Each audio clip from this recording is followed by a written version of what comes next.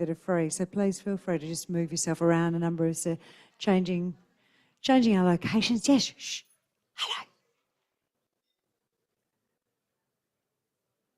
I'll just introduce myself to those of you who I haven't met yet. My name is Christina and I'm your MC for today. And I love TechKnow. It's my very favourite conference on our series of investment conferences that we do around Australia. And to get a crack at it twice here and also down in Melbourne, and to hear all these exciting innovations, and some of which really will be changing the world. And when you hear people like Brian Liebman, who came up and spoke, and when we heard Brian talk about ResApp, was it 7 years ago, 8 years ago, I think he said, and there was this little tiny idea, and he kept saying, jump on board, jump on board. There's lots of upside to this. It can't possibly go any further up. And it did go, and I wish I'd gotten in before 2022. I would be very, very happy camper. There are some really interesting prospects. And in this next session, we've got it all for you. We've got drones, we've got healthcare, we've got Bitcoin. And we're going to start out with Francis D'Souza, who's going to come and join us on stage from Spender. Now, they've been a company that's been around for a long, long time. They've been involved in the digital invoice space, which is all about allowing a business to trade seamlessly, all about business process improvement. How important that is to business? Well, they're saving around 40% of the operational costs on invoicing, which is pretty impressive. And I'd like you all please to put your hands together and welcome Francis D'Souza.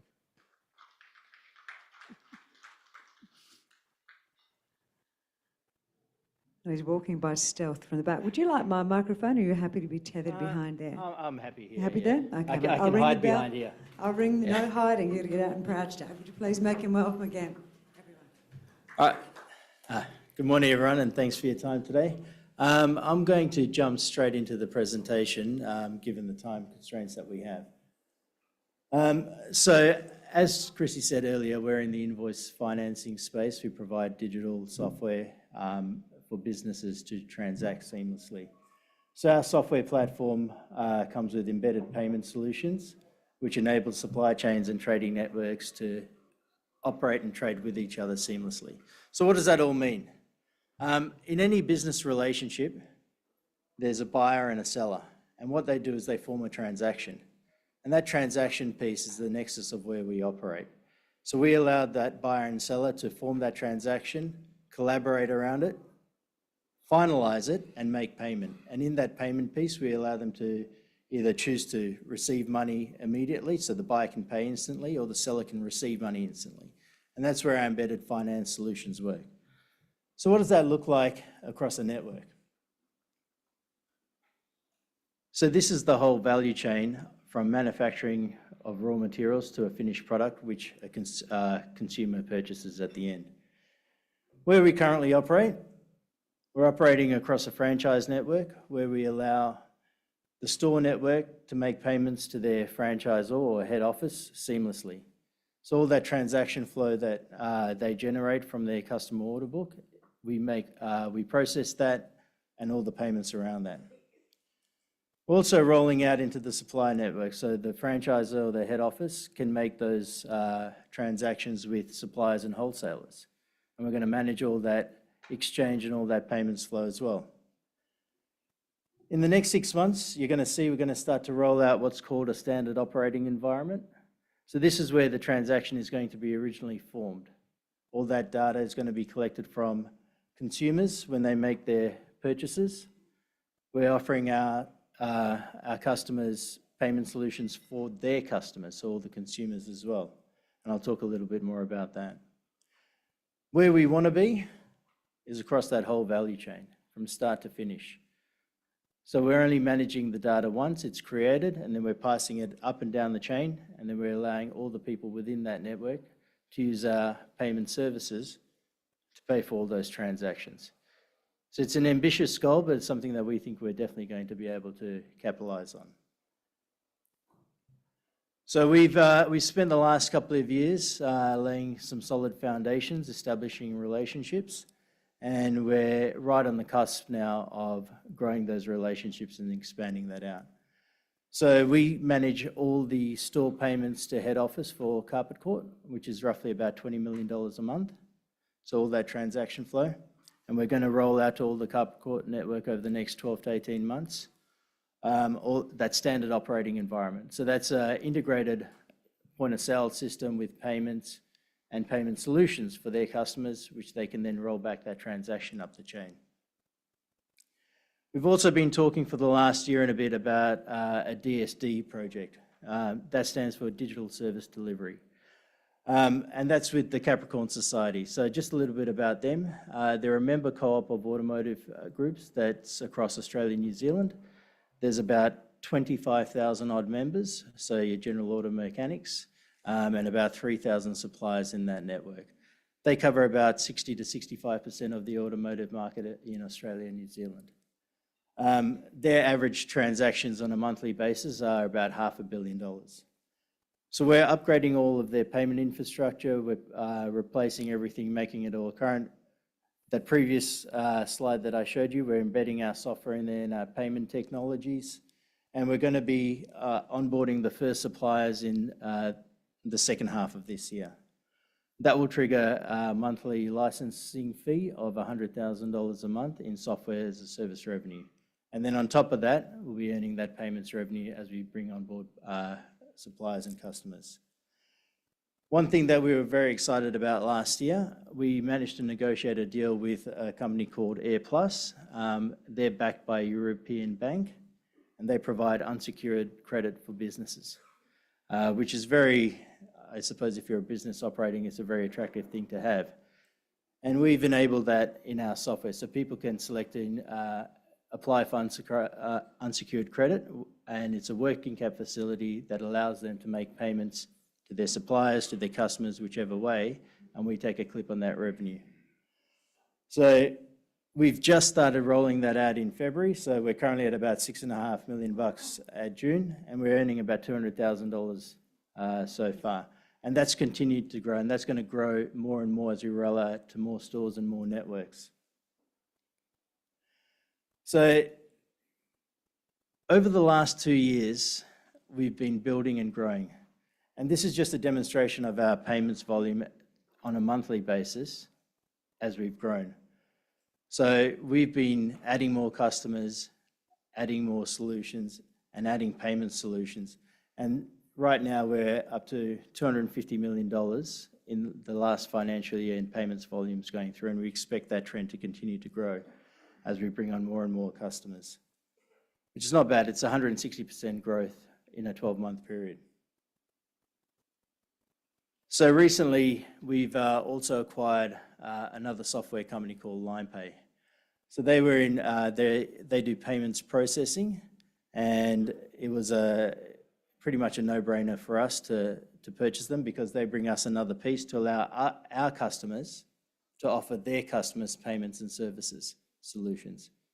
So we're trying to tie up that whole value chain in what we do from payments and really embedding ourselves in the businesses. They bring with them a highly skilled payments team, as well as another $3 million worth of revenue. So right now we're roughly sitting at around about $8.5 million on an annual basis, and we expect some quick wins in terms of cross-pollination of customers from for our customers and theirs as well. So we're looking at that revenue piece to really grow over the next 12 to 18 months, and we're quite excited about it. So just a very quick snapshot of the year that's been. As I said, $5.4 million in cash receipts in the last year.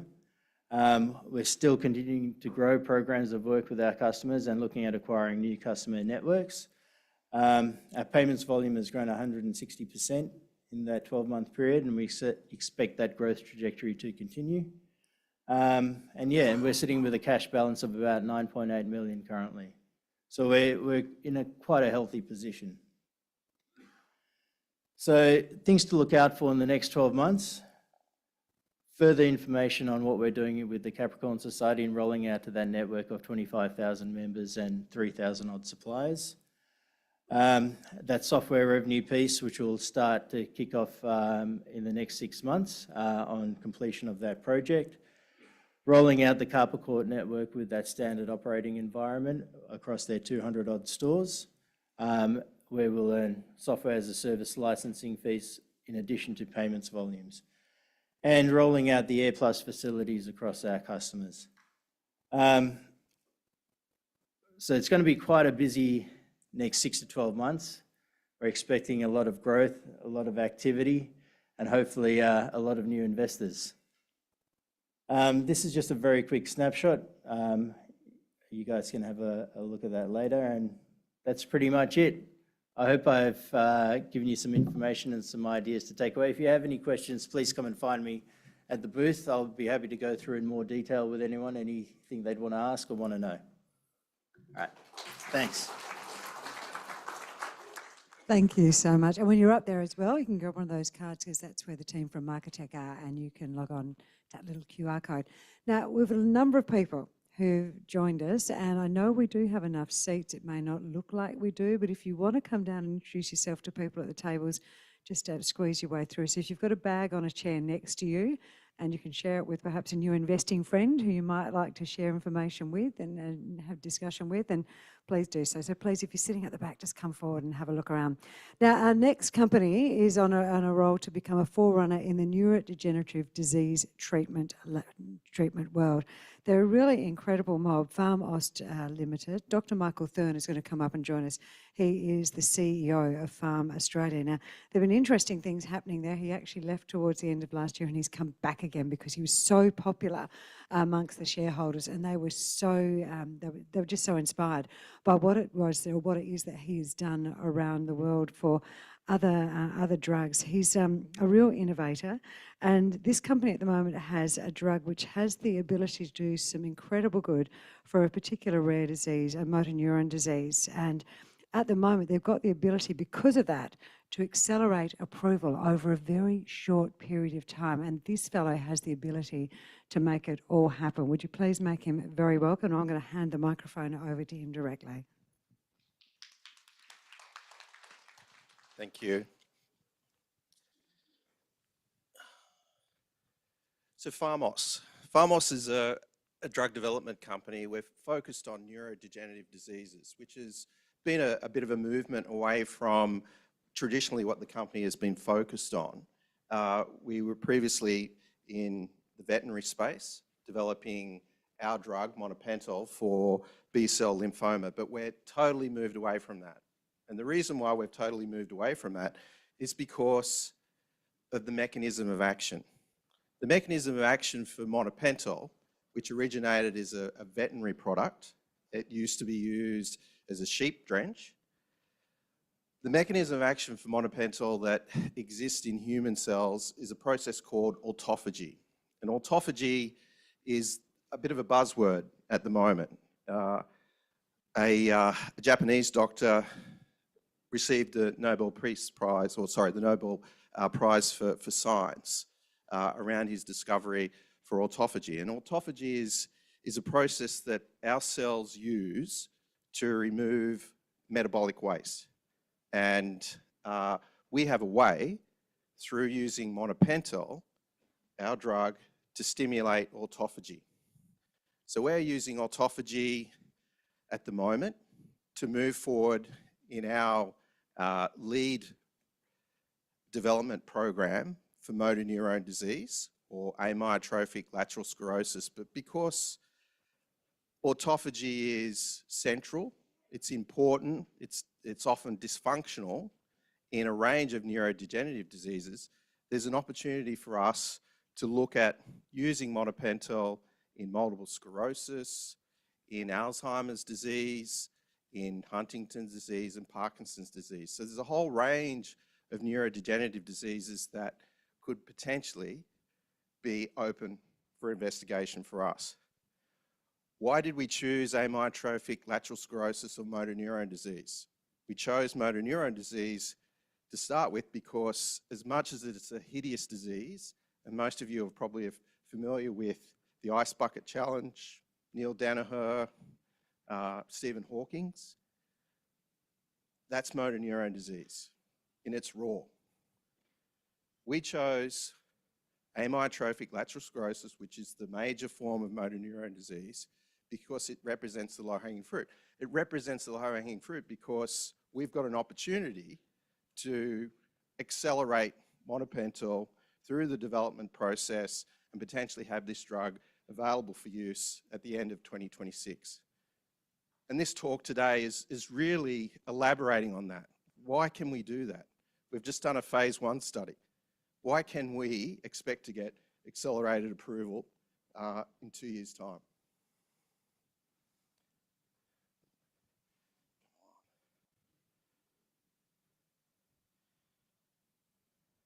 Forward.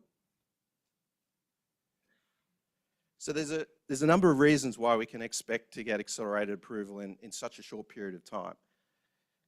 We got some fantastic phase 1 study results. When we put monopental into patients with motor neurone disease, we saw glimpses of efficacy. And those glimpses of efficacy was enough to get the FDA over the line in terms of providing us with an orphan drug designation. But it was also enough for us to be accepted into the prestigious Healey ALS platform trial. That's a trial that's being ran out of Mass Gen in the US by two pioneers, if you like, in motor neurone disease or ALS. They have a direct line into the FDA.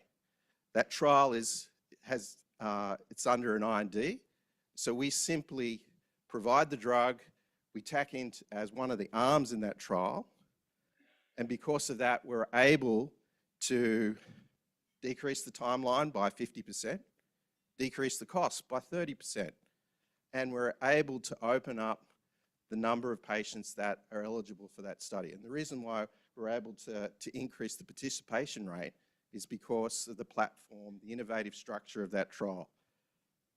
The placebo, look, whenever you do a clinical study and you want to get FDA approval, you need to have a placebo-controlled study.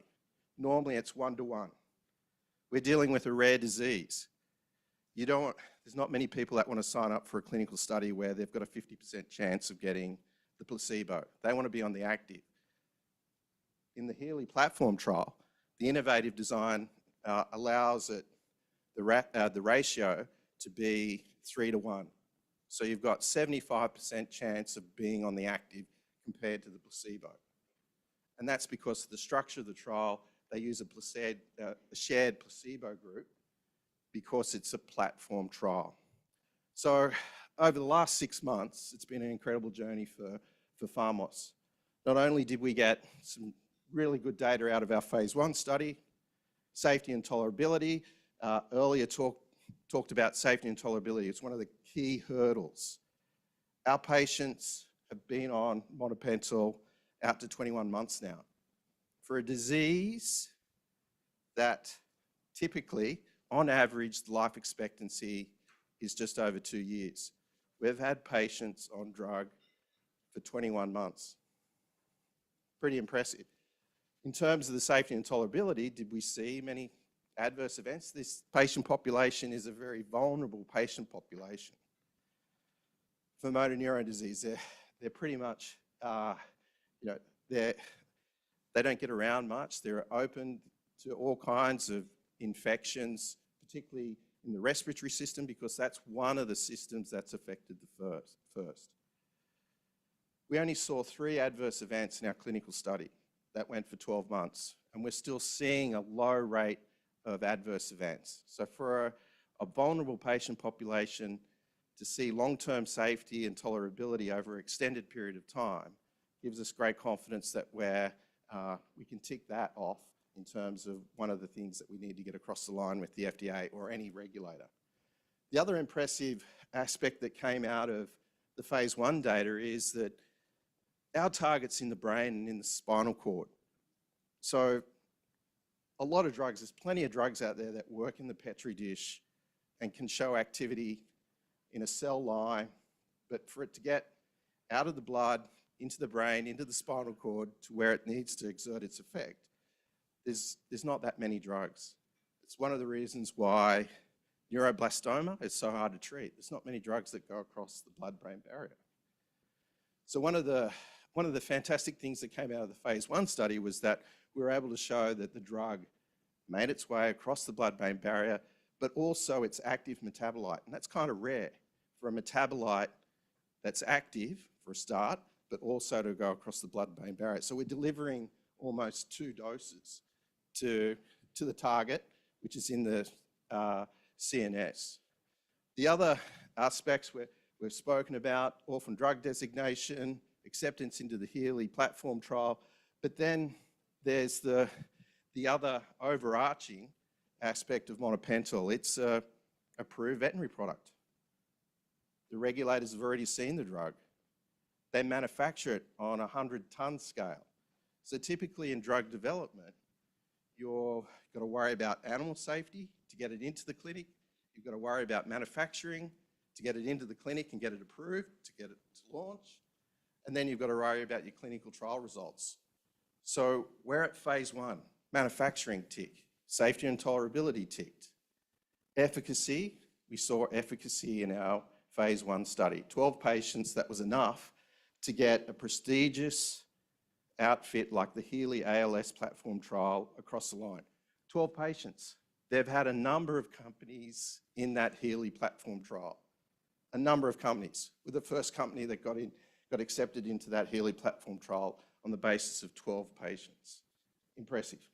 So we're on a pretty fast track in terms of packaging this all up together with the Healy platform trial, submitting it to the FDA, and then starting to enroll in our phase 2/3 study. Our next study, that's all that's required to get approval, either accelerated or full approval. To do that, we've recently refreshed the board to bring on the appropriate skills in corporate governance. Also, we don't see us as being the company that takes this across the finish line. We're setting the company up for an acquisition. So to bring on people that have the necessary background in those financial transactions, the necessary networks, was going to be an important thing for us to do. Then we've got a team that we've assembled to get us through the clinical, to get us through the manufacturing, and obviously the next frontier for us is that we're seeing a good result in our motor neurone disease, ALS. Can we add value by doing some inexpensive preclinical work in a petri dish or in animals to show that we have value, a utility in other neurodegenerative diseases? And that's going to be the focus of the company over the next 12 months. We know we can sell our ALS product for a premium. We need to continue. We've got an opportunity because of autophagy, because of the mechanism of action, to do some low-cost experimental work to fill in underneath and show that this is not only a billion-dollar company, but a company that's worth quite a lot more than that, because we can not only do we have a potential to treat motor neurone disease, but we may have a potential to treat some of those other more prevalent diseases like Alzheimer's disease and the like.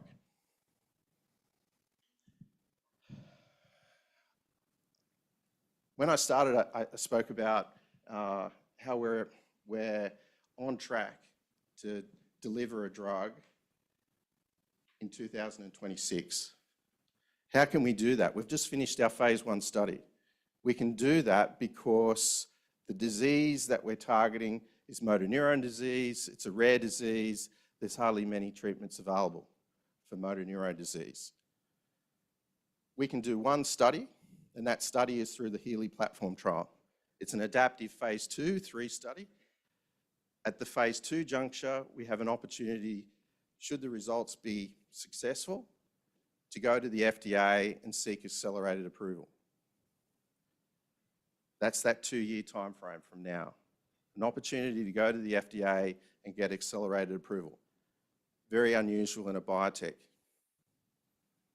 Not only just to go from phase 1 and then do another study and potentially get approval. It's very, very unusual. Why can we do that? Because it's rare disease, because there's so few treatments available for motor neurone disease. We have an opportunity to a very low bar, I might add, to show efficacy, life extension in patients with motor neurone disease and get that accelerated approval. And why does that opportunity exist? It exists because the life expectancy on average for a patient with motor neurone disease from onset is 2 years. Remember before I spoke about our phase 1 study? We have patients that have been on the drug for more than 21 months. The average life expectancy from onset is 2 years.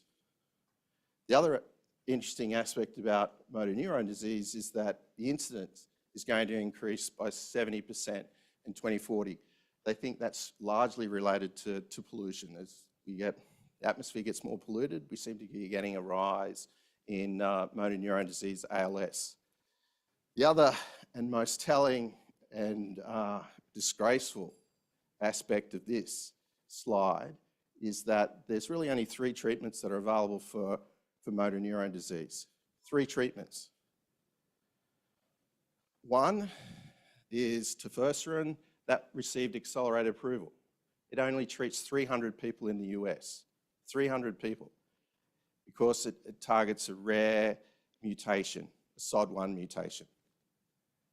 Rolutech, bradycardia, they treat the majority of patients. So worldwide, the addressable markets are over 300,000 patients.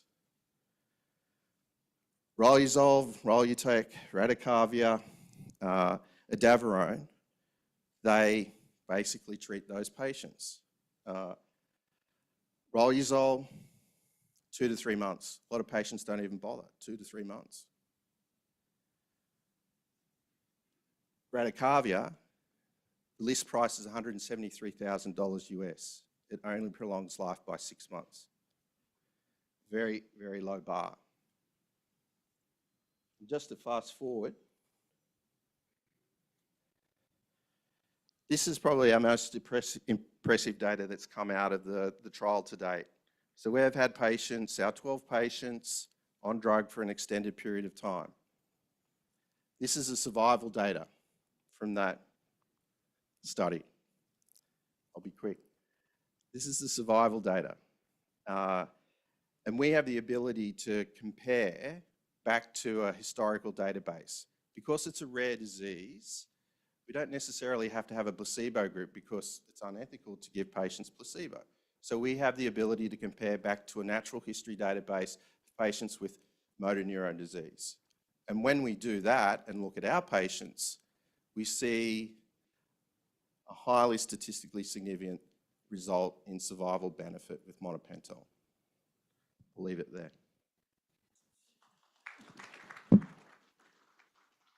Well done, Dr. Thurn. Like, you were very, very interesting. He got me so interested that I didn't even look at my buzzer on my clock for a little while. So wouldn't it be awesome if it does actually work? If it does actually work and it gets approval, I think there's half that, when you come to these conferences, your mind is engaged. You are so impressed by the innovation that people come up with. And that's why we had our first presentation at the start of the day, because you would literally invest in everything, would you not, when you came in, because it's so exciting.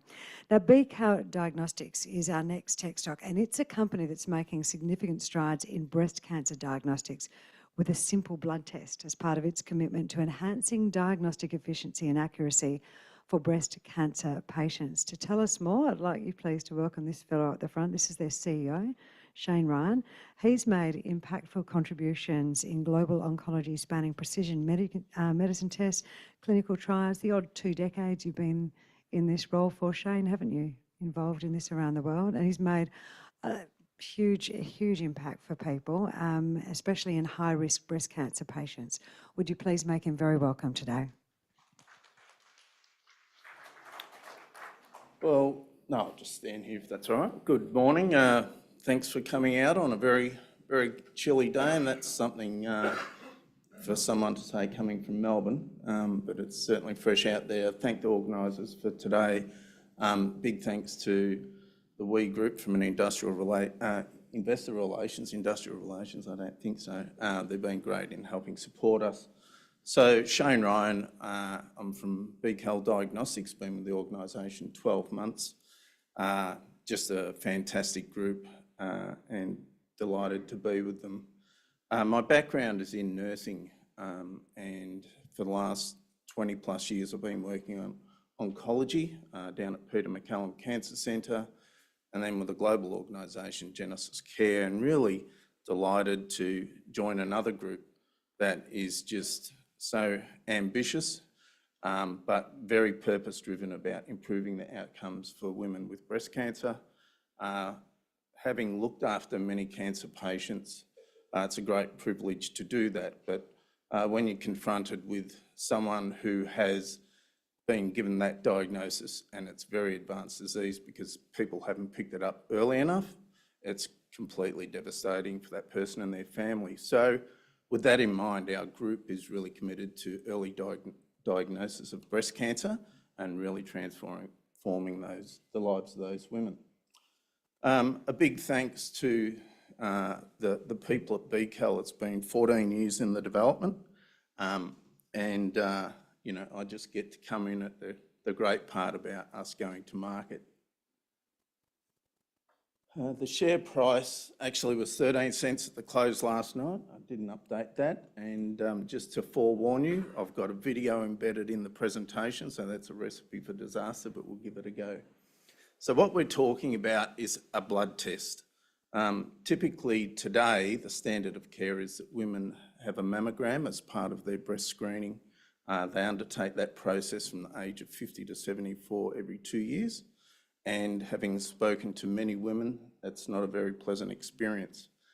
We're hoping to truly transform that space and complement the current standard of care by introducing a blood test. Not dissimilar to, you may be familiar with products like Shield in colorectal that are a blood test for colorectal cancer, working alongside people having colonoscopies, maybe having it in between, as a complementary adjunct to the current standard of care. So we take some blood from a women, we spin it down to extract the plasma. It goes through a very fancy machine called a mass spectrometer, and then we apply AI algorithms and highly sophisticated data processing to produce a result. So does that sample have breast cancer cells in it or it doesn't?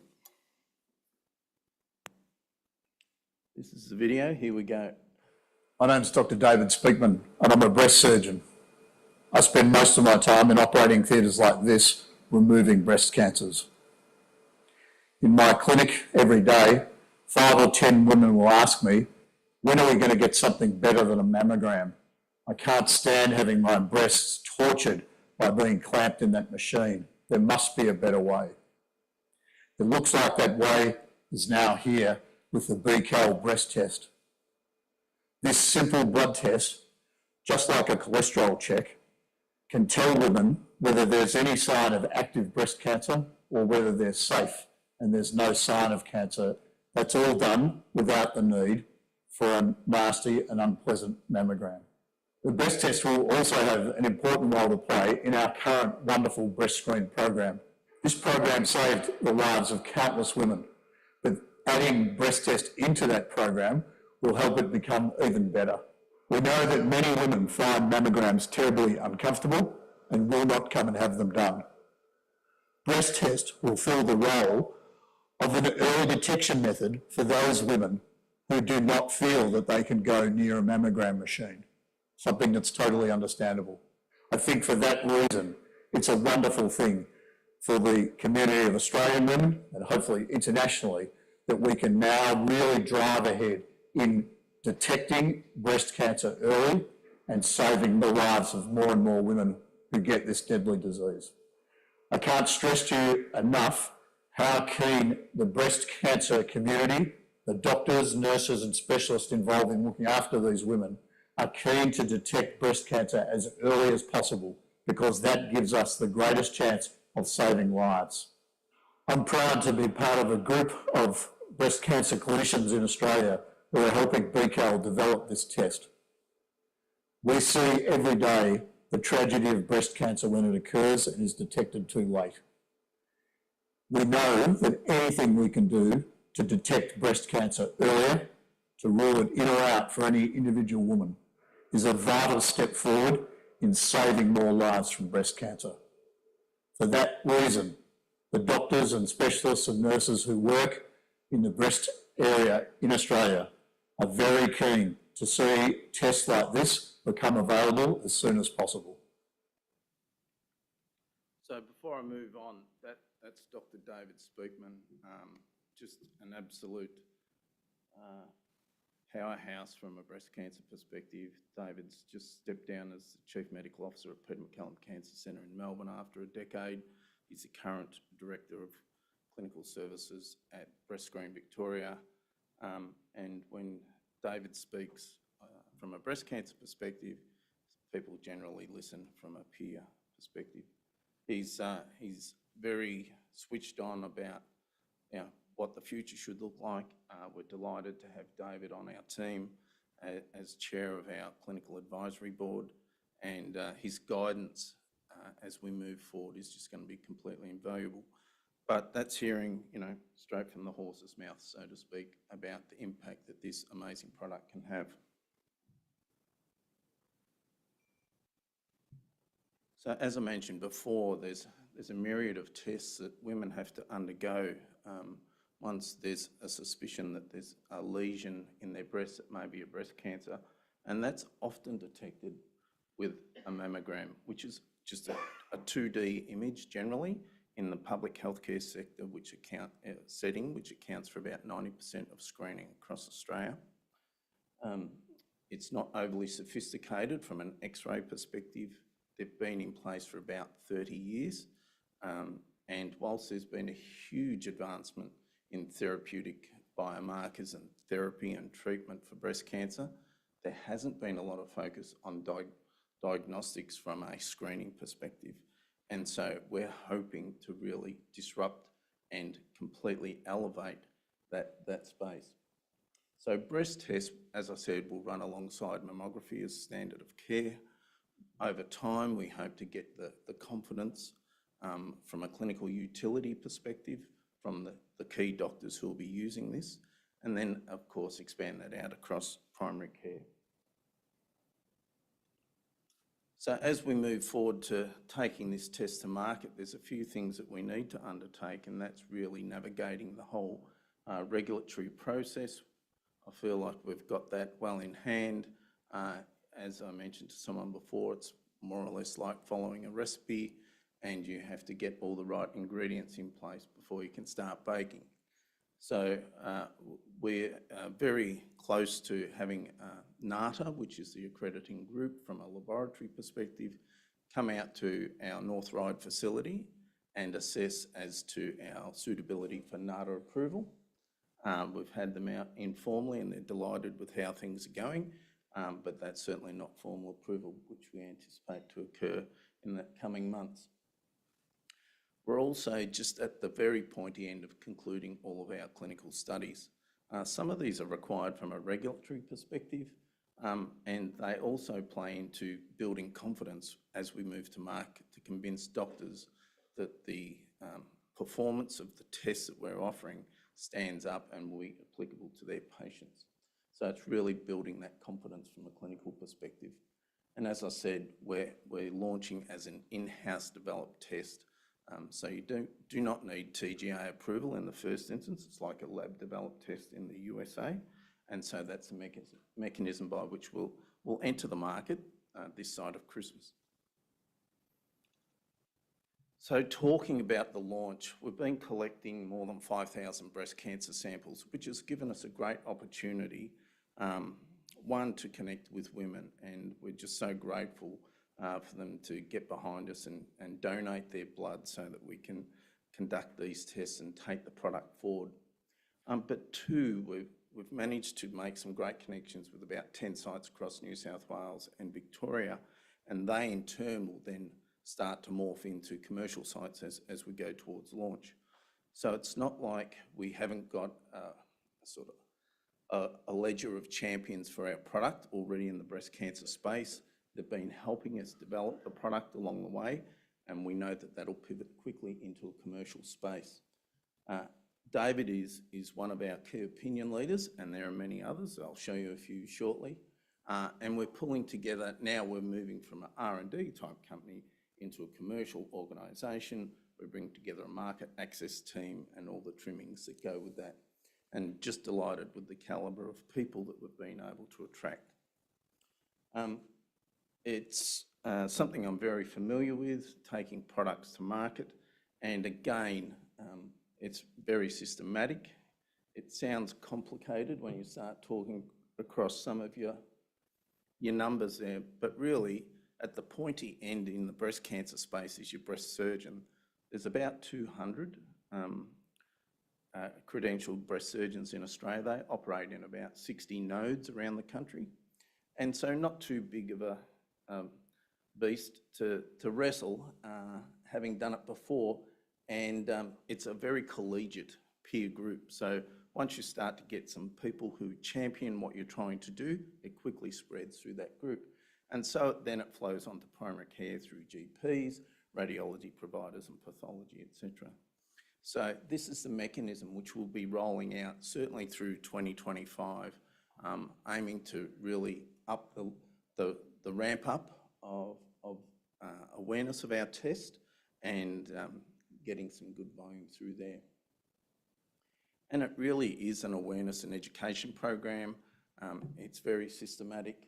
We'll be looking at all aspects around the patient. If you can imagine the patient in the middle, all these players will be around the outside. You know, you've got your advocacy groups. Of course, the whole referral network has to be well understood and how the interplay occurs there. GPs are critical because they'll be seeing a lot of patients. And as they today order a test, maybe to check someone's cholesterol, they'll be able to tick a box to order someone to have a breast test. The breast surgeons I've talked to, and of course, you know, having good commercial providers that can help you scale is really important. Some of the sites you'll be, the organisations on this page you'll be very familiar with, but you know, we've got a good foothold in Australia. We've collected a lot of samples and we're about to turn on the jets from a commercial perspective. We're collecting some samples up in India, and importantly, we've just started recruiting patients in America where we have eyes on that market for the subsequent to the Australian launch. David leads this fantastic group of people, just a privilege to work with them. They will be champions for the product. I was with 7 of them last week at a conference up in northern Queensland, and we had a really great discussion about what's next for BCAL and how they can help us make sure it's a success. We've got a very defined market access strategy. We're going to run alongside the current standard of care, and that makes a lot of sense. Breast density is a real challenge. About 40% of women have dense breasts. I'll show you a slide in a second. Of course, there's a lot of women participating in breast screen today, but only about 50% of eligible women. So there's a huge unmet need there. And if we can make it easy, accessible and affordable, we hope to increase the number of women attending breast screen. And of course, there's things like interval testing. This is breast density for those who are not familiar with it. So less dense, moving across to more dense on the right-hand side. So categories C and D, you'll find about 40% of women in that space. These are 2D mammogram images. You can see they're very opaque. It might be quite easy to miss a small lesion in that space. Our test sees through all that and actually independent of breast density. So our test performs equally well in all categories, and we're just running some more studies now to further confirm that. But from a previous slide where we're talking to the doctors, this is an absolute game changer for them. Australia really put the jets on to go nationally next year and then move into the global markets where the US will be first. And we've covered most of these points, but we're truly set up for great success. I've got absolute faith in the team that we've pulled together, and just delighted to be able to really move the dial for the women with breast cancer. And thanks for listening today.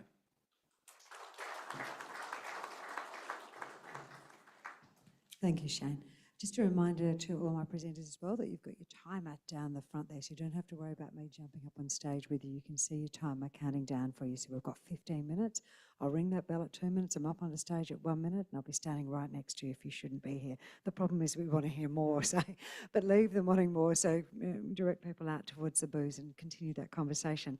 So our next company is, we've never had them at TechKnow before. This is their very first time presenting at TechKnow. Not hard though, because they only appeared on the ASX in the dying moments of last year, the final week, of 2023, they made their debut.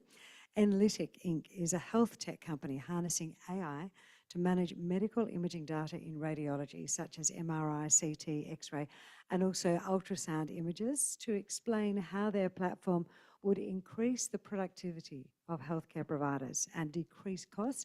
Would you please welcome Enlitic's CEO, Michael Sistenich.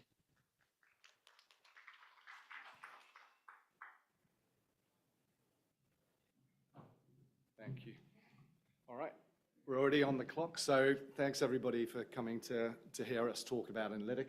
I'm very excited about what we do, and hopefully be able to convey that excitement in the time that we have today. So I'll go straight to our mission.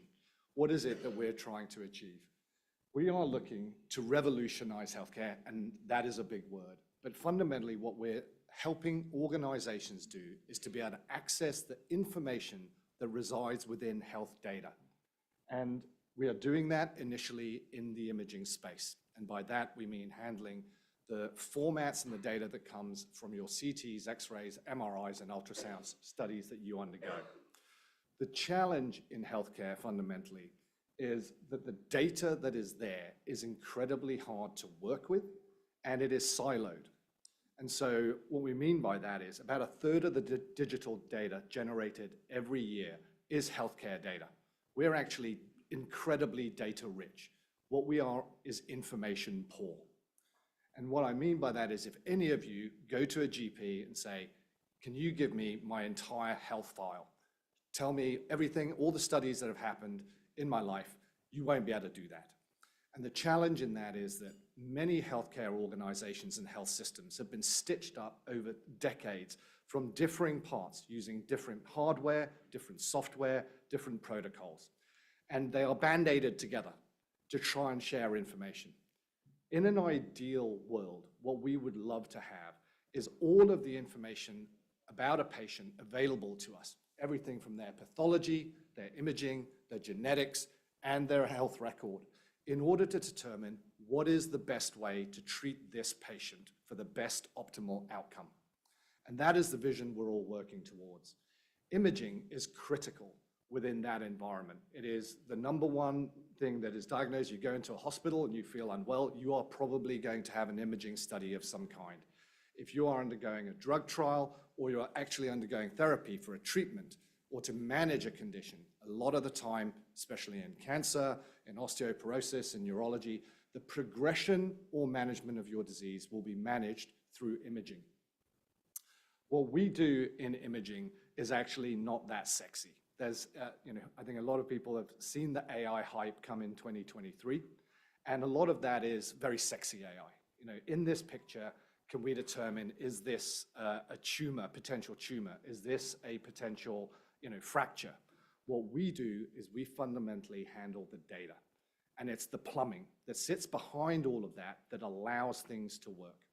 And when that plumbing doesn't work like it doesn't today, it results in inefficient care, suboptimal healthcare, and a lot of inefficiencies and additional costs in the healthcare system. So how do we go about doing that? Essentially, what we try and do is create a stable data layer utilizing AI. What do we mean by that? Your imaging studies will appear in a format called DICOM, and brought into layman's terms, it's quite simple. It comes in two parts. It is the pictures themselves, your X-rays, CTs, MRIs, and thousands of cells, essentially, that determine what's called metadata. And that is information about that study that's been done.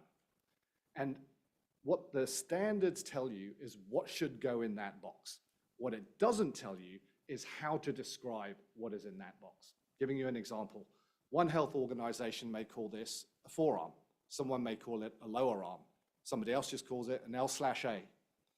And so your data that you are receiving in the system is constantly changing. And you can imagine it's incredibly hard to work with data that is essentially a shifting ocean all of the time when you're trying to create efficiencies and to create automated processes.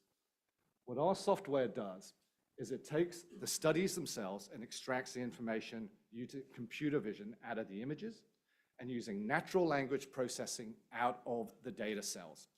And we deposit that through our standardization technology into what we call our common data model. You can think of that as a gigantic database, like a SQL database or a Postgres database. And that database holds the information that we have extracted in its raw form. And that means whether it is correct or incorrect or actually conflicting. To give you an idea of what that means, we see hundreds of thousands of CT Bryans every day. And what CT Bryans are is a simple CT brain with a misspelling. But you can imagine, once that goes into the system, it becomes incredibly hard to find. And it becomes challenging to work with that data. So we have all of that data in our common data model. And from there, our additional layer of machine learning neural nets, essentially depending on what you want to use that information for, will extract back out the correct, standardized, stable data for a particular use case. Give you an idea of what that actually means. Hanging protocols up top. That was the first use case we came to market with. And essentially, any of you have watched House or one of those healthcare programs on TV, you'll see a nurse comes in and sticks up 5 X-rays in a row on a light box. The order that that is in is particular to that physician, and that is a hanging protocol. That is what they want to see in that order that allows them to create a 3D image in their mind of what is occurring. The modern day version of that is a radiologist sitting at his workstation, and he may have 6 or 8 screens open up in front of him. And what he ideally would like to do is click on Michael, have my old studies come up on the left, my new ones come up in the middle, some specialty views here, and he can then read that image and interpret what he sees. The challenge is capacity. We don't have enough radiologists today. And when they are inefficient, it means that we don't have enough throughput, and it means that there are additional costs to the system. And what will probably shock most of you in the room who don't work in healthcare, a radiologist will on average spend under 10 seconds looking at an X-ray. That is the amount of time he will spend interpreting that study. And so all of these use cases that we've derived from that standardized data creates value and creates efficiencies in the system, either through better outcomes and quicker diagnosis of clinical care, or more importantly, it automates a lot of manual processes that exist within a health organization that allows them to reduce costs and then take those valuable employees and allow them to do other things. So I'll give you a couple of examples of what that means, because these are incredibly large opportunities. In the top left, when we say improve radiologist productivity, that first use case that we went to market with was deployed with TMC, a large radiology reading group in Europe. They were our early adopter. They have now published multiple papers where they've seen a 10% efficiency gain. Essentially, what we're selling back to them is time. And it's the time of their radiologists that allows them to read more studies and to be more productive. And when you look at that, on an average 50 radiologist size organization, it will add about $1.2 million. In the bottom left, identifying billing discrepancies. What does that mean? Many times, like the way data flows through the health system, it is about identifying what has been done, what has been found, and actually being reimbursed, whether it's by the government or an insurer, correctly. Billing discrepancies that we worked with our clients on, where they've come to us and said, can you do this now that we have the standardized data, is, for example, in contrast use. So a number of the previous presenters talked about using contrast in an image. What that is a chemical dye that's given that enhances the CT or the MRI or study that's being done. When you do that, you get about 1/3 more reimbursement. And so when you don't see that in your billing, you've left dollars on the table. And what we're able to do with our system is very simply spit out a list of studies that says, these studies have had contrast in it. We see that from the image. And an organization can look at whether they build for that. That gives them a very hard economic return. The challenge in this space in healthcare IT and when you're handling data is fundamentally twofold. One, does the organization believe that you can effectively deploy your solution into their very fragile ecosystem without breaking things and without causing them a headache? And the second part of the equation is, if they do that and they're going to pay us for our solution, can they be confident that they will generate an economic return? And where we are today is we're able to demonstrate that economic return in multiple ways. If we're looking at the commercial opportunity, this opportunity is enormous. Where we are today, we launched in the beginning of calendar 2022. And the sales cycle in healthcare IT is about 18 months. And it's about trust. It's that first part of it. Can I trust you to handle my data? Trust and privilege. And as we've progressed through that and proven our solutions up in the market, our solutions have been adopted across the geographies. So we are now approved, we're a Class 1 medical device, approved in Europe, UK, US, Australia, and Japan. And we're continuing to roll that out. We are now showing the real-world ROIs that can be derived. And as such, with the launch of Insight 2.0 about 2 months ago, which is our fully integrated solution, we are seeing that accelerating conversion. Give you an idea of what that means. We have about $100 million in our pipeline, and everybody talks about the pipeline, but these are verified interactions with end users. This is a fundamental problem that healthcare has, and it is about converting that pipeline.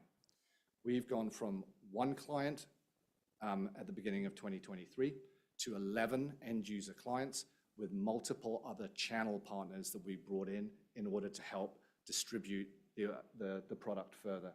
Give you an idea, there's about 40,000 health systems in the world. We have a 5-person sales team, so you will never be able to target every single end user. So what we do is we target the large organizations, such as the NHS, and when we brought on our first NHS hospital, the Royal National Orthopaedic Hospital, a couple of months ago, and the largest users around the world. And then we work together with our partners, such as Blackford, which is a major AI adopter and provider. They're essentially an AI app store for imaging, owned by Bayer, the pharmaceutical company, and use them as a force multiplier to deploy quicker and enter the market faster now that our solutions have been proven up and have been in the market for a period of time. Our growth strategies, our business model, we're a software business. So our business model is an annual licensing fee that is a recurring model. Each of our clients will sign up to a 3 to 5 year contract with an initial deployment fee, and that will then renew at the end of that contract period. The way they sign up today is for a particular use case. So they will see which particular use case is most valuable for them. They will engage with that and sign up for that. And part of that growth is about our existing clients adopting additional solutions and additional use cases that we have. The key driver is going to be new customers and that conversion of that pipeline. You're starting to see that come through as the pipeline has matured. That is the #1 driver of what is going to be the growth in Enlitic. With each of those clients, it is also scaling on volume. So as they run more studies through our software, we will additionally increase essentially the revenue that we can generate. New solutions that come, we're constantly adding to those 11 use cases. The great thing about that for a client is we started with 1, we already have 11 today, and the clients can see that value of once they have the data available in a way that they've never been able to access in the past, you can now create rules-based automation for your organization where that data layer stays the same and stable over time. So it doesn't matter if you buy a new Philips machine or you change your PAC system to a ProMedica system or to a GE system, that data layer is now stable from which you can continue to generate workflows and use cases that don't change. And that is critically important.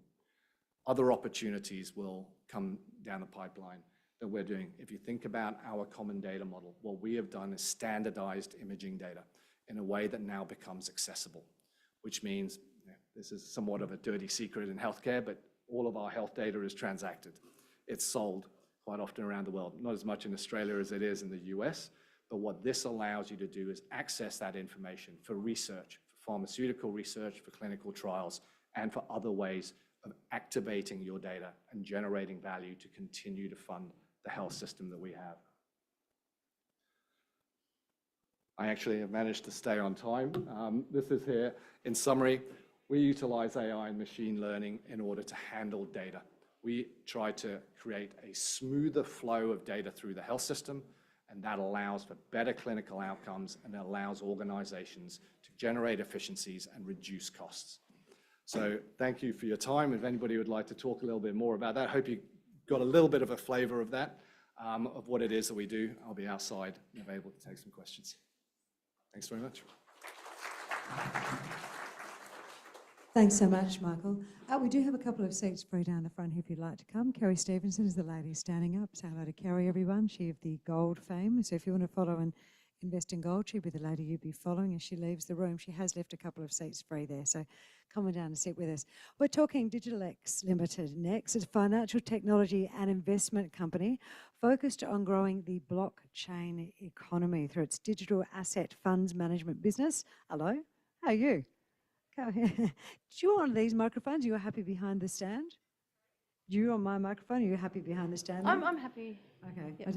I always think you're one of those people that loves moving around. I hate to tether you behind something because you're not that sort of person that can be tethered to one spot. I can do both. Yeah, this is their CEO, Lisa Wade. So she's going to talk us through how DigitalX works and how it could grow our investment portfolio. Will you please make her welcome?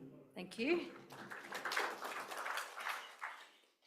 Get through the disclaimers. So from my point of view, DigitalX is one of the most exciting micro caps in Australia, which is why I took the role from National Australia Bank a few years ago. And I think today we can really talk about the new initiatives that we're bringing to market, and I'll probably spend a little bit of time talking about the digital asset space overall. It's a highly volatile yet very nascent part of new financial markets, which there's a lot of jargon that happens in our space, Web3 and things like that. But a little bit about us. As at the 30th of June, the share price 5.6 cents, shares on issue, market cap's about 42 million. And we're quite an unusual company in that we're the only listed company in Australia to have Bitcoin on our balance sheet. So as you see more narrative around Bitcoin and Ethereum and all of the new emerging digital assets that we'll talk a little bit more about today, we actually put our money where our mouth is and have the Bitcoin on the balance sheet. And with that, we also put it to work by investing in other digital assets. So we have quite a considerable portfolio of digital assets. Now, just a little bit about the structure of the company. We do also own another business called Sell My Shares, which is quite an interesting little business. It does one-off single share sales for people who don't have brokerage accounts. And with that, there's a sort of a fair bit of infrastructure inside the business that we can use for other areas in terms of how we structure. Inside of our investment business, we research, we custody assets, we trade. We have a very strong risk management and compliance function because anything you do in finance, you would know the foundation of it is risk and compliance. And then the business is split into two revenue areas, which is digital asset management and revenue generation from one-off single share sales in Sell My Shares. Then we had a really proud moment this year, and I don't want to go too hard on the Bitcoin ETF yet because I want to talk about that more towards the end. But DigitalX turned 10 in terms of our listing, and we had our 10th birthday being listed on the ASX. And over that time, my chair, Toby Hicks, is here. And we talked about the history of DigitalX, and not a lot of companies actually have that 10-year track record. And we really have been pioneers of the digital asset space from day one. And so we sort of identified all the moments in time that DigitalX have actually been the first mover. So in 2014, we were the first ever and still the only cryptocurrency listed company on the ASX. What does that mean? It means that we broke through in a whole new space that had never been broken through before, which was Bitcoin mining. And Toby will tell you the story of the ASX called him up because they wanted to understand what the mining rights were like and the type of mine that we had. And they were quite perplexed by the fact that you would mine using computers, and we mined in those days these things called Bitcoin. Then we developed one of Australia's first advisory and smart contract business, and we can talk a little bit more about the technical jargon, but inside of our industry there, Bitcoin is the original of what we call a token, and these tokens, which are computer programs that hold financial algorithms, are now number in upwards of 19,000. And during that time, we would make money by advising clients on how to issue those tokens, which now is highly governed and not an available space for us. We were then the first we can't really say that. We were one of the first digital asset funds in the world. And so one of the benefits to that today is that we actually have over a 5-year track record in both of our funds, which those people who understand funds management would know that that's a very big asset that we have in the business of having that track record and that longevity in investing in digital assets. Then in 2023, we very proudly did a test with the ASX and then rolled out a product called our Real World Asset Tokenization Fund, which is one of the first ever instances of a tokenized fund in the world, and that's called a real world asset token. So inside of that real world asset token, when I said tokens are digital representations that represent smart contracts, a real world asset token actually programs the characteristic of an asset. So it's not an esoteric, buy this crypto and it might go up or down. It actually has a value assigned to it from a real world asset. And one of those things that could be a real world asset could be a fund, which is what we set up. And that has actually proven in 2024 to be the killer use case. And that space has grown from 0 to the tens of billions this year. And most of that success has come from the likes of BlackRock tokenizing their funds. And we passionately believe that we're on the cusp of leapfrogging the ETF market. And which brings me to 2024, which is very proudly a few weeks ago, we listed BTXX, which is Australia's first ASX listed spot Bitcoin ETF. Now that sounds like a whole jumble of words, so I'll unpack that a little bit more in a minute. But what's really important is it's the bridging of the two worlds between cryptocurrencies and our current and existing financial markets. And it's a huge opportunity for our company to really go from what we might call the shadows of a new industry and a nascent industry to really stepping into the mainstream of the ability for Australians to hold these new digital assets in traditional portfolios as an asset allocation, rather than the complexities, which we do very happily in our business. That's what we do all day, every day, the complexities of owning these new digital assets. So as I said, BTXX was a huge moment for us. We rang the bell at the ASX. We also had the 10-year celebration at the same time. The CEO of the ASX came, which doesn't happen every day. It was a very great moment for our company. So I was just going to step through quickly the products that we have, because we don't want all of our other products to be overshadowed by BTXX. BTXX is really a pathway to a new future, and the other products invest in that future.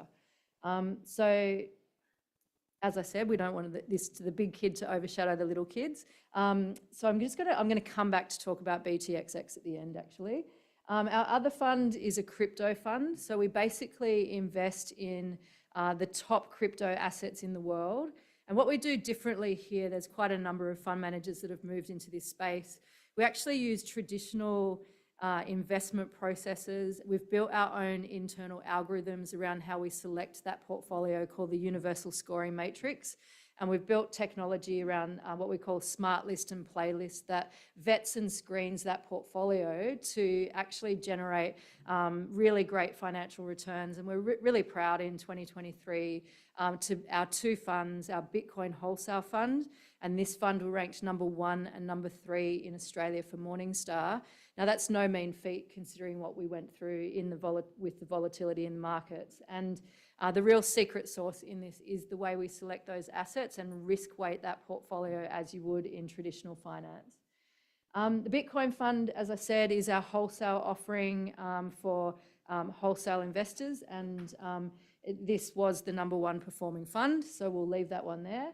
And then the REWAX Fund, which is the offering I was talking about before. This is a world first where we offer investors the opportunity to invest in a risk-weighted pool of real-world asset tokens and benefit from all of the innovations that will happen in that space. It's a very broad investment horizon because we want to be able to capture everything that's happening in the real-world asset tokenization space. And there's, inside of that is a new form of funding which is too geeky to sort of go into today. But it creates what we call capital velocity inside the fund to allow us to generate risk-weighted returns. And while the world sort of catches up to that, we're also doing some great things. And the one that we're most proud of is about 10% of that portfolio, which was originally seeded from our balance sheet, is made up of housing asset reference tokens. Now, an asset reference token is the smart contract or the computer program that represents that real world asset, as I said earlier. Now, inside that asset reference token, what we've done is we've partnered with a company called Bricklet, and we actually own 20% of real Australians' houses. By buying the 20% of the representation of that house, the AMP Bank counted that for those householders as the equivalent of a deposit on a mortgage. And we were able to help them get onto the property ladder.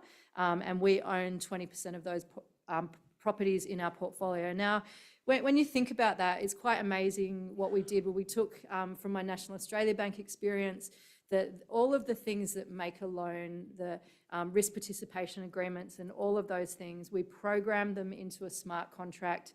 And because they're immutably on the blockchain, the bank was able to say that that person had the equivalent of a deposit, that token represented a deposit. Now, that's a huge game changer for the industry. And as I mentioned earlier, this space is very, very nascent. And 2024 really is the year that we hope to educate and really scale up these offerings that we have. Because once you can see, the issues that we're having in housing and a whole lot of funding issues and a whole lot of issues in finance, that funds like this can actually solve those problems, you'll start to see a big uptake in this area, which we're very excited about. Here we go. The Sell My Shares business is a great little business. This is one of the products that we offer, and it's just single share sales all day, every day. Australians who don't want to have brokerage accounts that receive shares through various different pathways. It might have been an inheritance. It might be, I sold some NIB shares I didn't even know I had a few weeks ago because I received them when I was part of NIB, and then all of a sudden I got this dividend check. I was like, wow, where did that come from? Oh, wow, I've got shares in NIB. So there's all these little pockets of shares around Australia. We just provide a compliant KYC and AML on-ramp and execute the share sales very quickly for people. Now, as I mentioned earlier, what's our competitive advantage? I'm sort of running out of time here. 15 minutes is not very long. So hopefully you've heard from me with the first that we're creating in the digital asset space, that we do have a competitive advantage in Australia at the moment, being the only one. And we also have what we consider to be, in tech geek, you probably hear it 1,000 times today, the holy grail is this thing called product market fit. So why did we launch the Bitcoin ETF, BTXX? We launched it because we believe that there's an intersectionality between being first and being relevant. And what we felt was we wanted to create an opportunity for Australians to generate wealth in their portfolios. And we believe that BTXX allows for that. I personally believe that Bitcoin, Web3, transition to Web3 financial rails is the greatest economic opportunity of our generation. I've said that about renewable energy. I've said it about a lot of things. And this theme intersects all of those mega trends. and is a great wealth creation opportunity. And at DigitalX, what we wanted to do was allow that opportunity into people's portfolios. So they weren't just thinking of Bitcoin and crypto as this weird thing that's very complicated that they couldn't put into their portfolios. We want people to be able to generate wealth through the products that we offer. And we've done a whole lot of research around what it looks like to have 5% of your portfolio in Bitcoin and digital assets. And there is no doubt in our minds, without giving investment advice, that this is a wealth creation opportunity. So if you remember nothing about DigitalX today, remember that if you want to have Bitcoin in your portfolio, then we are the company that gives you that exposure. We do our strategy in now, next, and beyond. And in the now, the Bitcoin BTXX is that opportunity. In the next, it's the real world asset tokenization. And then there's a whole lot of things that will happen in the market that will mean there's a new beyond in finance, which is these new financial rails that we're building. It's a hugely exciting time for our company because now if you want to own Bitcoin, what is a spot Bitcoin ETF? It means our ETF, you can walk out and buy a fraction of a Bitcoin as a direct beneficial owner through the trust, not through anything else. You have a direct look through that ETF. There's no other layers. It's DigitalX, the People's Bitcoin ETF, BTXX, and that's what we've launched.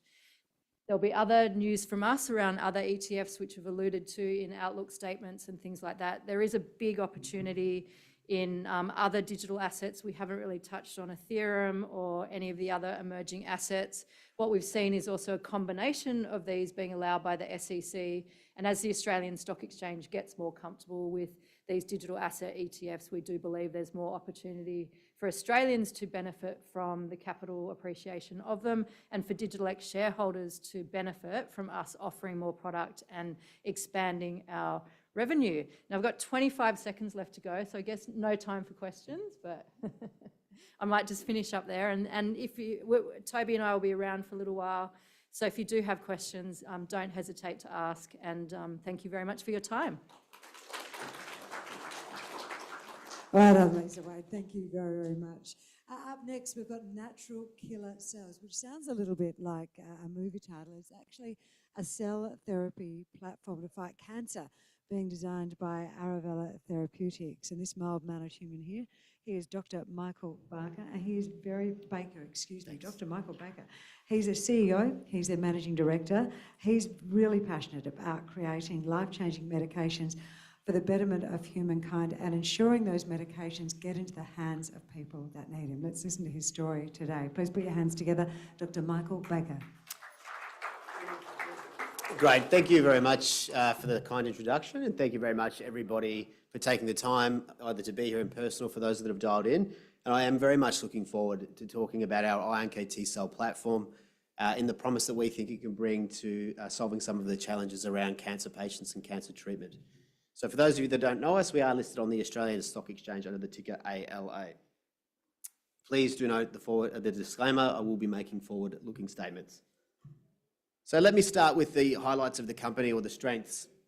As I said, what we're working on is our iNKT cell platform, initially to tackle liquid tumours or blood cancers, followed by coming up with solid tumour programs. Our lead product is called ALA-101, which we're anticipating to take into clinic in fiscal year 2025. Now, the cell therapy sector has proven to be an enormously important part of oncology treatment, but there are a couple of key limitations that we'll go through later, and we do believe our iNKT cell platform addresses those. We've built a sensational group of people. My colleague Michelle Ferguson is here with me today, and it spans now the US and Australia, and deep experience in cell therapies and drug development broadly. We have been a very acquisitive company looking to acquire technologies that either improve the activity of our platform or also broaden its utility, and we'll continue to do that as we move forward. And for these reasons, as well as the fact that we are one of a handful of companies globally working on iNKT cells, we do see that we are well positioned for growth. So let me just talk about that for a moment. Our financials, we're currently valued at about just over 170 million. As of the end of the June quarter, we had $12.5 million cash in the bank, which is enough for us to hit some key milestones moving forward. We've got an excellent register in terms of institutional investors, high net worths, and we see a lot of support at the top end, which is great. But of course, we've had some pretty solid share price performance over the last 2 years or so. but we're looking forward to continuing that momentum as we hit some key goals moving forward and creating additional shareholder value. So just on that, for cell therapy companies specifically, I've just put up a range of transactions here, very specific to be either a cell therapy or both, I should say, and early stage in the order of phase 1, phase 1B, 1 phase 2, and some preclinical. And what this is here to illustrate is just how acquisitive or partner-friendly this sector has been for cell therapy, specifically over the last 2 years, despite the fact that we've seen one of the biggest downturns for biotech in recent history. And what you can clearly see is for a number of those deals, we're still seeing, even if it's a strategic partnership or a research collaboration, there are upfront payments totaling US $200 million or more. And one I'll call out was December last year, AstraZeneca acquired a phase 1B company, Gracell, with good data, and that was $1 billion cash upfront. So again, just reiterating, this is to demonstrate the importance of the sector for large pharmaceutical companies. So how do we do what we do? Essentially, we know that intellectual property is the currency of a biotechnology company. Our lead IP or platform comes from Imperial College London. For those of you that don't know, it's a top 10 university every year. And then we've continued to find new technologies like our armoring technology from the University of North Carolina. And we continue to find novel CARs, which I'll explain more about in a moment, that essentially help us to broaden the utility of the platform to tackle a range of cancer types. We overlay this with regulatory strategy, so we'll leverage programs on offer by regulators like the TGA or FDA for things like faster approvals or market exclusivity. And because we're working on cell therapy, and particularly a unique one in iNKT cells, all the know-how that we generate in terms of our manufacturing process becomes trade secret for us. So how do we actually get a product once we're interested in it from inception to clinic? The way we do that is, firstly, we license the technology, as we've done with Imperial College London. Then we either have or we generate preclinical data that suggests we should continue to move it forward.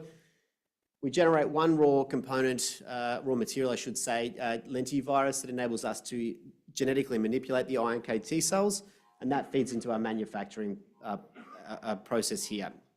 So for ALLO-101, what we're aiming to do is take that into clinic, as I said, in fiscal year 2025.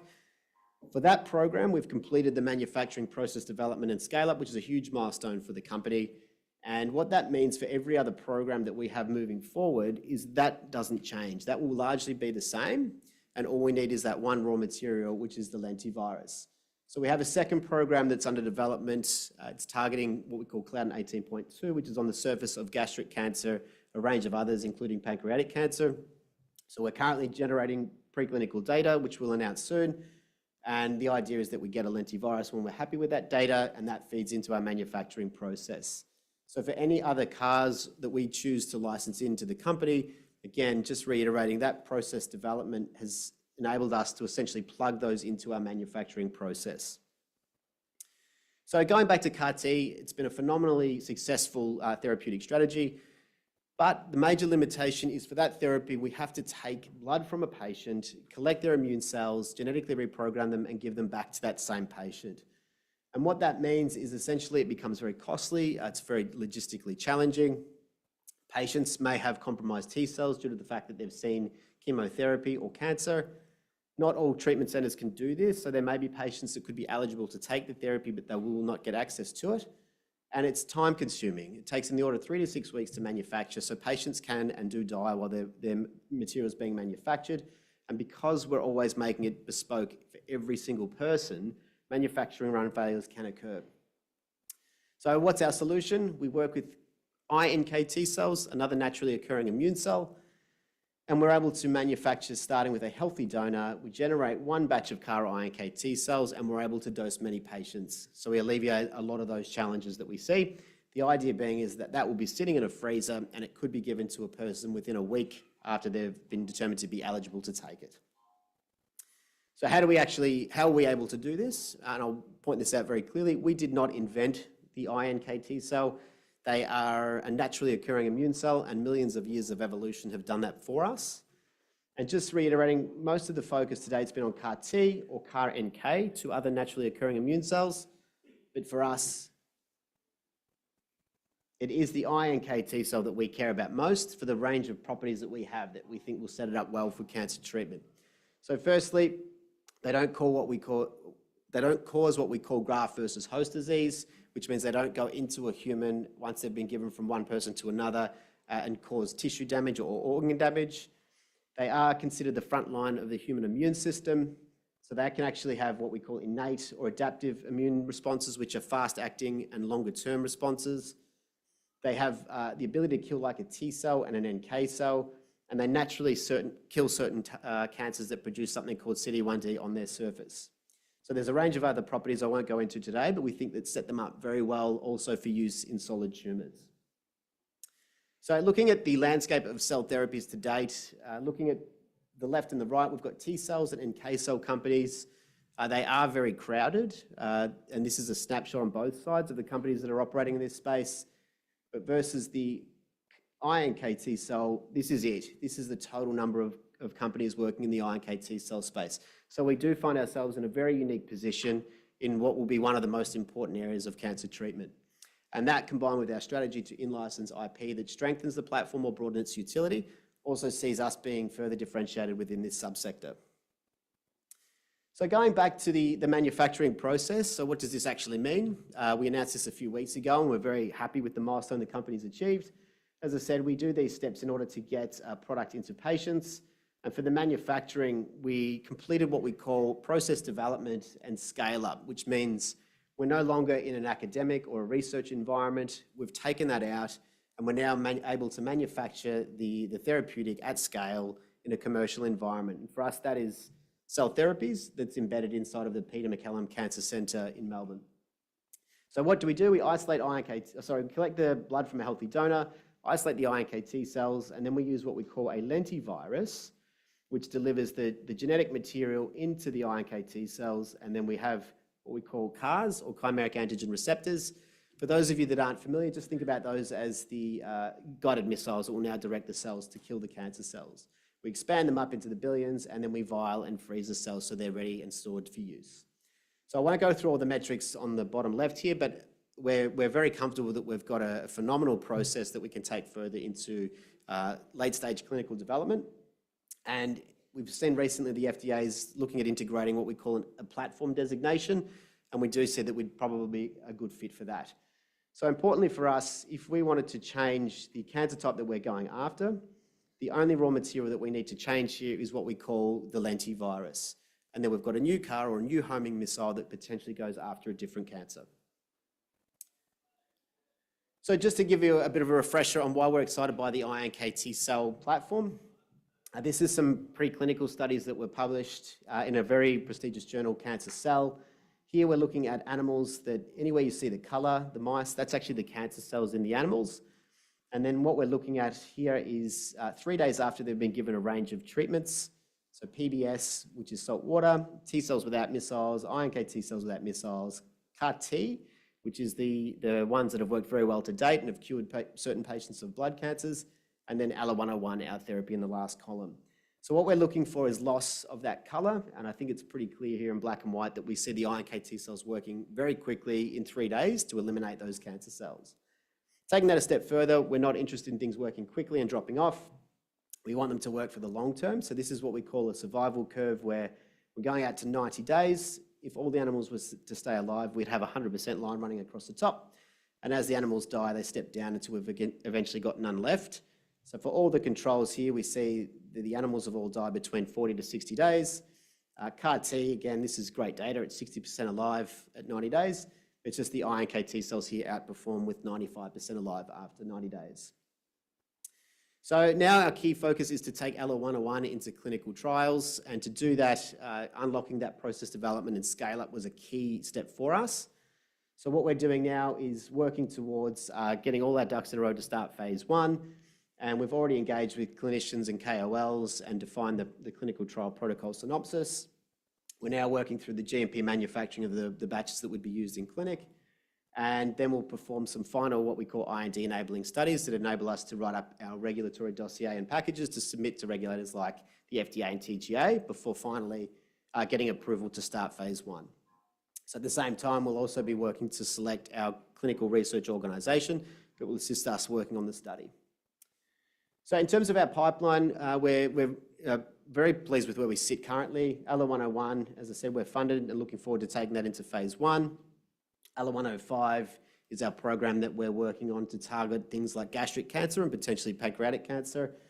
And we have another armoring technology, which I won't talk about today, but that will feed into our ALA-105 program, and we think that will give that particular program a better chance of success. So in terms of our milestones coming up, we've got a very busy 6 to 12 months ahead of us. Our main goal for ALA-101 is to complete the GMP manufacture of the batches for phase 1, get all our ducks in a row, complete our IND enabling studies, and start getting sites on board to start phase 1. And idea being that we're commencing phase 1 to dose CD19 positive lymphoma and leukemia patients. So just reiterating again, we are funded to take or get all the data that we need to get that product into clinical trials, start dosing patients and start capturing data. For ALA-105, that's our gastric cancer targeting program. So the key is in the next few months is to generate preclinical data. And once we're happy with that data, optimize that missile. And once we've optimized that, start generating animal data, which would then support us going on to feeding that one into our manufacturing process that we've just defined. And for IL-12TM, our armoring strategy, which enhances the cell platform, that will be integrated into ALA-105 and we'll be entering into a research agreement with the group at University of North Carolina. And as I've mentioned, what we're keen to do is continue to look for new technologies that either enhance the platform itself or broaden its utility, and we'll be continuing to update on that front as well. So just to summarize, we're very pleased with where we sit today as a company. We've got a remarkably unique iNKT cell platform, as I mentioned, one of 6 globally. We do see that that's a very important, it does alleviate important bottlenecks of the current CAR T cell sector, which is namely the manufacturing issue and the cost. We know that CAR iNKT cells have multiple other properties that other immune cells just don't have innately, that we think actually support them for cancer development and particularly in solid tumours. So we are aiming to progress our lead product to clinical trials quite soon. We are continuing to expand our pipeline in the background and doing that cost effectively. And again, for all these reasons, we do see that Arovella is and continues to be well positioned for growth. With that, I'd just like to say thank you very much for everyone, again, attending, and I'd be happy to meet everyone around our booth later on today. Thank you. Thank you so much, Dr. Baker. Appreciate it. Right, launching into the drone space with our final presentation prior to lunch, RocketDNA, and this gentleman is CEO Chris Clark. He is very passionate about entrepreneurship and developing the drone industry across RocketDNA's global operations, especially to make technology more accessible and useful, goodness me, I think I was drinking and I haven't yet, and useful for companies. So under his guidance, RocketDNA is now an ASX listed company. It's grown and partnered with some of the best and most experienced experts in the country and around the world. And as you listen to him speak, check off all those points that have been mentioned in his opening speech this morning, because it'll be very easy with this company. Please make him welcome. Thanks, Chrissy, and hi, everyone. I'm proud to sort of present RocketDNA to you and launch you into sort of just before lunchtime. A little bit about RocketDNA and what we do. Essentially, we leverage AI and autonomous drone to deliver mission-critical support services for enterprise companies. And so all of you will ask, well, what does that really mean? Well, we've taken over the last 12 years when I originally sort of started the business to build up a moat of regulatory approvals, especially around sort of these complex drone sort of regulations around operating drones and beyond visual line of sight. And we've taken all our know-how and understanding of our traditional industries, being in mining, and really sort of applied our ways into how we can make this not only autonomous, but a very sort of frequent data collection and lower that overall cost of data acquisition. This in turn then allows our customers to be able to benefit from very frequent sort of AI insights that allows them to make very quick decision making. What sort of separates us a lot from all of our competitors is that we are dealing with tier 1 and tier 2 customers. We're negotiating long-term recurring revenue model straight up front. And that's really allowed us to sort of provide the business with the runway that it needs to not only sort of scale over the last 2 years, but also develop new technology, which I'll chat about shortly. At a quick snapshot, we're a 4.5 million market cap company with 6 million in revenue. We've just launched sort of the last quarterly, so we've got cash in the bank, 0 debt, and really sort of just taking this company on a nice sort of trajectory, which I'll get into a little bit later about the sort of the strategy. But ideally, we've made some really great progress over the last couple of years and repositioned the company for what we believe to be the new phase of growth. Our customer base, as mentioned, is traditionally in the tier 1, tier 2 space. We are globally positioned around not only in Australia, but in Africa as well. Our customers have been with us from day one. Our very first customer was BHP when they were in thermal coal, and that same site is still with us today. Every single customer we go to, once you've changed that workflow or that task, we seem to be sticky and we never leave. Generally, when I'm kind of chatting to people about drone technology, there's not a shortage of opportunities. We've sort of stuck to our knitting, which has been within that mining space, and really got into each of those data workflows. So what our customers are typically using us for when you're looking to automate a task within one of these industries is we're looking at how we're automating either that surveying, that data capture, and that reporting, be it drill and blast, which there's a lot of opportunities in how you can do the efficiencies around minimizing the waste within that, tailing storage management, and more prominently now around security and surveillance. We're seeing a lot of those applications now coming to the front, especially in Australia around, you're seeing a lot of copper cable theft, cattle rustling, a lot of these issues that are now becoming more prevalent in the country.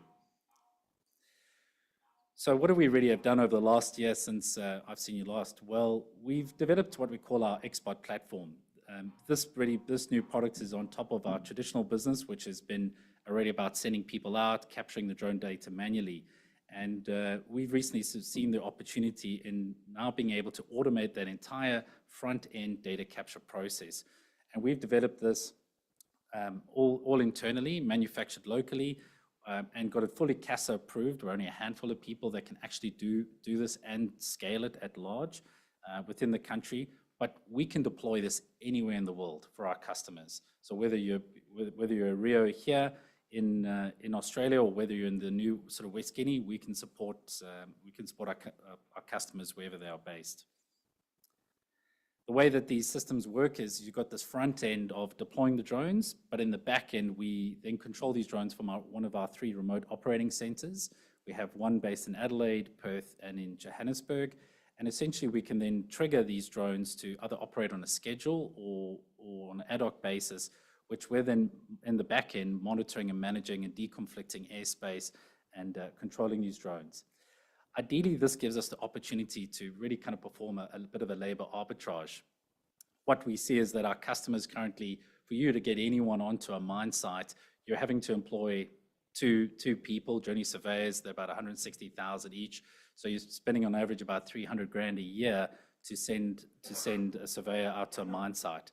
With one of these XBot units, you can replace 2 surveyors, and that's from a cost perspective. Ideally, we're obviously positioning this to our customers, saying this is also ability to really kind of remove people from dull, dangerous, boring sort of work and allowing them to really focus on what they do best, which is they need making decisions. When we're taking our XBot unit, we're then also positioning in a way for our customers into what they need. So while the core hardware element stays a lot of the same, how we then integrate that from a software level becomes very, very important. So here we've taken the XBot, we've deployed it to a mining customer in the form of what we call the survey bot. And this unit is performing daily surveys, volumetric calculations, all automatically reporting, looking at their conformance. And again, what we've seen really from a validation perspective is that when we deploy these units, they never tend to leave. We recently had a bit of news that one of our customers went into administration, and so we had to cancel the contract. But just only a couple of weeks later, the administrators come back to us, give us a purchase order, and said, please turn this back on. We need to have this going now, because if they didn't have the XBot powering and going on, they wouldn't know how much they were digging and taking out of the ground. That is how critical our products become as we deploy them into it. And so a lot of people would kind of look at our share price and say, well, Chris, why has it taken so long to sort of launch, if you want to say, excuse the pun? And really it's about, allowing our new autonomous products to really kind of take foothold.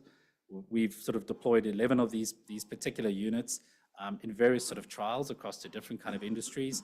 And it's really about us sort of taking the time to work with these enterprise customers through their onboarding process to really get that adoption. But again, once we found customers adopted, they never let this leave. The current version I'm showing you here is our patrol bot. We've got a trial going here for a local government customer as well. Since the introduction of the new SOCI Act, so the Security of the Critical Infrastructure Act, it compels owners of critical asset infrastructure to not only safeguard their assets, which via cybersecurity, but also physical security means as well. So we're seeing a lot of sort of wins that are sort of carrying us in sort of meeting demands of these needs as well. And again, you're now removing frontline workers. Nobody wants to be patrolling and putting themselves in harm's way of monitoring these assets and being a security guard on the ground. And this is all now being automated by our solutions and then shared in real time with the customers. Having a look at a couple of the financial highlights, especially sort of looking over the last quarter, we're very proud of our team and what we've managed to achieve for the size of the company where we're at the moment. We really believe that we're punching above our weight in sort of managing that cash flow. If it wasn't for sort of the once-off tax payment, we already would have been in the positive territory. And so I think for the team, it's about managing that burn and really sort of fulfilling the pipeline. We're not short of opportunities. It's really just about picking the right ones that are going to pay the bills up front. And so that's how we're sort of keeping quite close to us for the moment. If you're sort of looking at our revenue sort of trajectory and sort of growth, a lot of our business is still within the traditional sort of space. So we've got these long-term contracts with big major customers that we've been providing. And our new autonomous XBot is what we believe is going to launch us into the next phase of the company. Again, having a look at the quarterly sort of cash results as well. Sort of again, maintaining sort of that revenue line, that half year.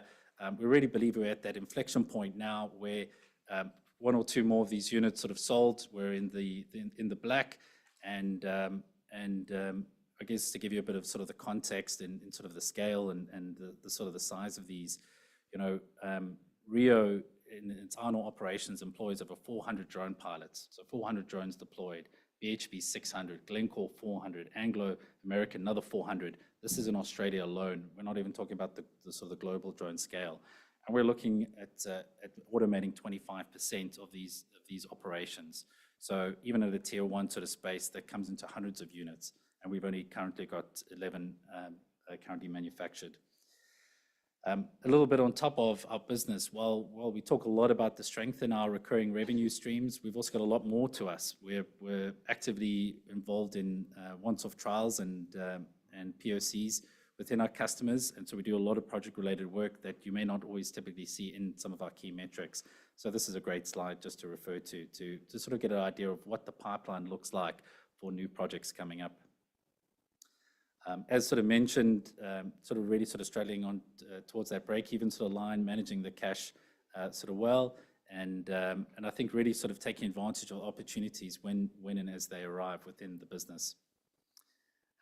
We kind of manage and look and report on sort of the two key metrics being within the annual recurring revenue and the TCV.